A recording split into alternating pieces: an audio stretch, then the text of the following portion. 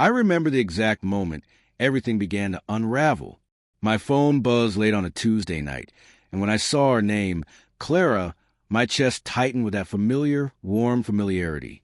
I unlocked it, expecting a sweet goodnight text or a funny little meme she'd found. Instead, I read, "Hey, I'm in Rome for a week.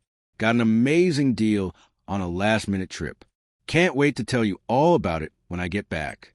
Love you. Rome. A week." My first reaction was disbelief. She'd never just leave like this. No warning, no planning together. I stare at the screen, thumb hovering over the keyboard, heart thudding. My mind raced through every rational explanation. Maybe it was a work thing. Maybe she went with a friend I didn't know about. Maybe I was just overthinking it. So I typed back something calm, almost too calm. "Okay, enjoy the trip. Take care of yourself." I pressed send, sat back, and tried to let the words settle. But the quiet of the apartment felt heavy, suffocating. The little inconsistencies began to nag at me almost immediately.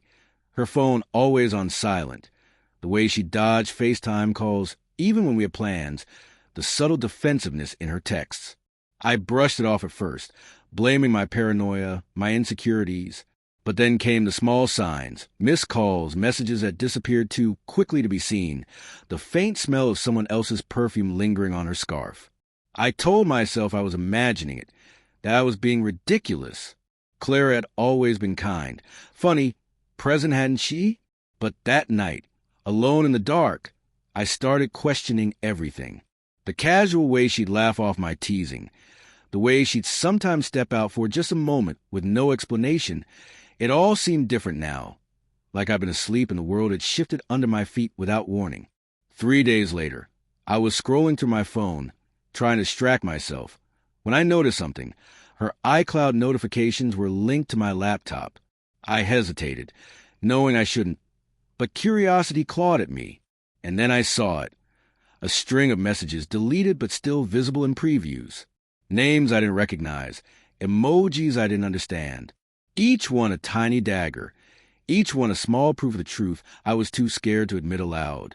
By the time I called her that night, my voice was quieter than usual, almost detached. "Clara, I need to ask, are you really in Rome?" There was a pause on the other end, a hesitation that made my stomach drop. Then a laugh, nervous, then unconvincing. Yeah, I am." "Why?" Her voice, which I'd once felt wrapped around me like a blanket, suddenly felt cold, evasive. I could hear it in the silence between words, in the way she didn't clarify anything. My mind spun with questions, but I stayed calm, almost eerily so. "Okay," I said, letting the single word hang there. "Enjoy the trip." I hung up, heart pounding, but that calm, quiet response was a shield. I didn't yell, I didn't beg. I just watched the truth reveal itself. In the days that followed, more evidence surfaced. Receipts, casual mentions of dinners with people I didn't know, photos in Rome tagged with people I didn't recognize. It was a betrayal painted in broad daylight. Yet she never admitted it directly. I remember walking through our apartment, seeing her favorite mug on the counter, the throw blanket she always left folded at the end of the couch.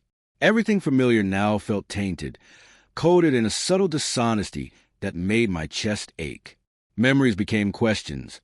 The night she had worked late, the weekend she had gone out with friends. I believed her, trusted her, and somewhere along the way, that trust had been quietly dismantled. When she finally returned, I didn't confront her with anger. I didn't scream or cry, though inside, the storm raged. I simply looked at her, really looked, and saw the guilt she carried in the twitch of her smile, in the hesitation before she spoke. "Clara, we need to talk," I said softly. She nodded, and for the first time in months, I felt the weight of honesty between us. She confessed, stumbling over words, apologizing in fragments. "It wasn't supposed to. I didn't think you'd find out. Her voice trailed off. I listened, not interrupting, not justifying, not forgiving. I could feel the love I once held, but it was buried beneath the rubble of betrayal. I left that night, quietly. No shouting, no chaos, just a slow, deliberate reclaiming of myself. Walking out the door, I felt something strange. Not relief, not happiness, but clarity. Betrayal cuts deep, but staying in it is a choice. And I chose me. Weeks later, I found peace in small things. Morning coffee on the balcony, running through streets with no agenda, sleeping without the weight of doubt on my chest. Clara remained a chapter in my life, but not the story. I had learned the painful, hard truth. Love can be beautiful, but trust is sacred, and once broken, it demands either repair or release. And in that calm exit, that quiet reclaiming, I found it strength, dignity, and the faint, steady heartbeat of hope that one day I could love again without fearing the shadows of lies.